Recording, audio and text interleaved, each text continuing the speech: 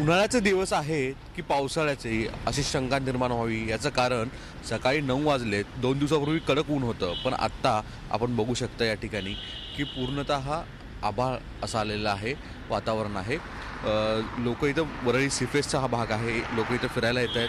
आपण आकाशामध्ये पण बघू शकता की ढग पूर्ण आलेले आहेत. निळसर असं आकाश असतं, पण आत्ता आभाळ हे पूर्णतः दिसतंय. कदाचित पाऊसही होण्याची शक्यता वर्तवली जाते. विशेष म्हणजे हवामान खात्याच्या वतीने सांगण्यात आलेलंच होत आहे की मराठवाडा असेल, मध्य महाराष्ट्र असेल किंवा कोकण पट्टीचा भाग असेल, या ठिकाणी पाऊस हा होईल. कदाचित हा पाऊस हा 14 तारखेपर्यंत राहण्याची शक्यता आहे. त्याच्यानंतरनं वातावरणामध्ये अचानक वाढ होईल आणि तापमान वाढेल. पण तुर्तास तरी आभाळ असणारं वातावरण सगळीकडे आहे. कदाचित त्याच्यामुळे संसर्गजन्य जे रोग आहेत तेही वाढण्याची शक्यता आहे. उन्हाळा आहे की पावसाळा आहे अशीही शंका मुंबईकर आणि महाराष्ट्रातल्या लोकांना प्रश्न पडतोय.